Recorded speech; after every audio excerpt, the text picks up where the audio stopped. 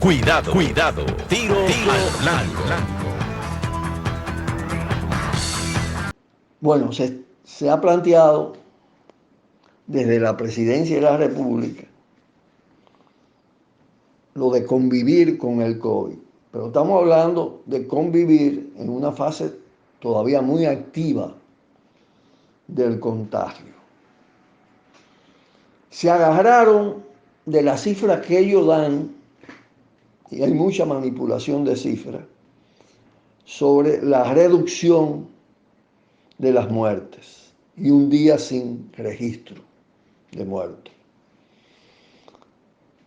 Sin embargo, en pocas horas se presentaron 6 nuevos fallecimientos dentro de las cifras dadas por ellos. Hablan de desescalar las medidas de emergencia. La emergencia se mantiene, pero evidentemente lo que se anuncia a partir de estos días es un debilitamiento de la emergencia. 3 horas menos al día de cuarentena, una cuarentena ya sensiblemente por razones sociales profundas, debilitada. Eso da más posibilidades de contagio.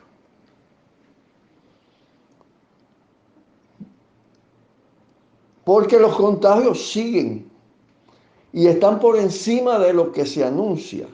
¿Por qué? Porque está el tema del subregistro de los casos con síntomas. No han aparecido nuevas cifras sobre el subregistro, pero la República Dominicana estuvo entre los más altos, a nivel de 5º lugar, con un 90%.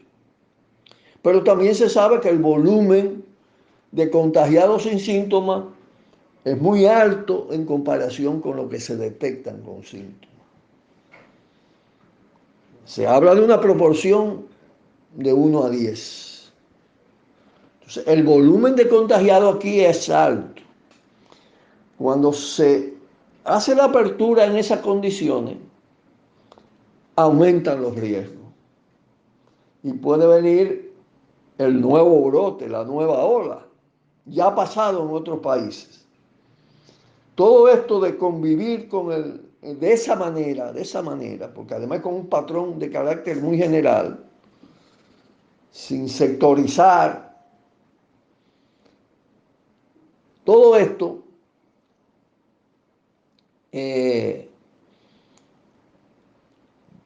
afecta a los más y a las más vulnerables. A la gente de más edad se aumentan las posibilidades de la cadena de contagio, porque una parte de la gente más activa que va a entrar en nuevas actividades económicas va a aumentar los riesgos. Bueno, la apertura plantea empresas con determinado rango en cuanto al número de empleados, de todo esto.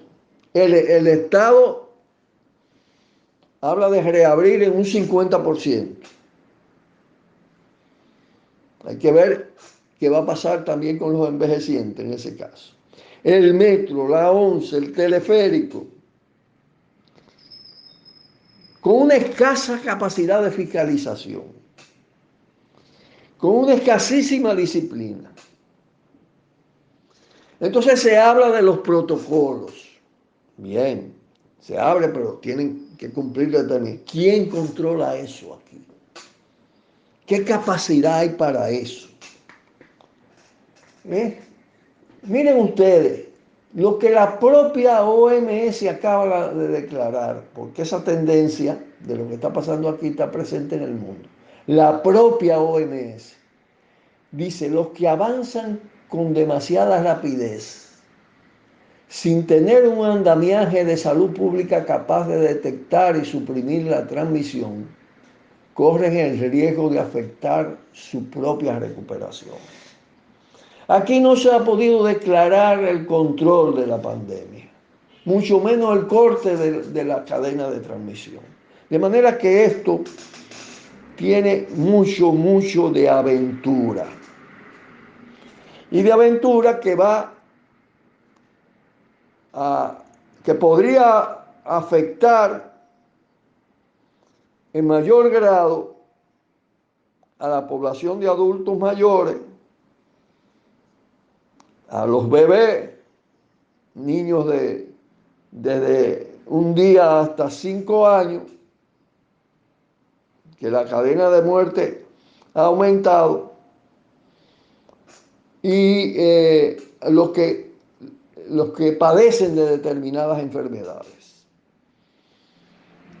Y ahí está esa lógica de un desprecio profundo por la gente de más edad, por los propios niños y niñas, indefensos además, y además por la gente con enfermedades. Mientras, en todas las medidas que anuncia el presidente, en la que el asistencialismo se amplía a cuentagotas, un asistencialismo precario, donde no hay ningún aporte fundamental de las ganancias acumuladas por el gran empresariado. Ninguna. Fondos públicos provenientes de la deuda y de fondos de los trabajadores, y siguen insistiendo en eso, en usar los fondos de pensiones. Me refiero a una parte. Ahí hay contradicción entre gobierno y oposición por el manejo también de la política económica. Bueno, los corruptos siguen totalmente protegidos. No se toca eso. Los grandes capitalistas por igual. El manejo sigue afectando a los más y las más empobrecidas. Carga sobre el pueblo trabajador. Carga sobre la marginalidad social. Es un descaramiento clasista. Los bancos, en gran medida igual con sus ganancias, la ARS, la AFP, porque cuando se habla de la AFP nada más se habla de los fondos de los trabajadores, no de las ganancias de la AFP y de los bancos. Igual el pago de la deuda externa, esa carga que tiene el presupuesto de más del 40%, se consume en amortizaciones e intereses de la deuda externa.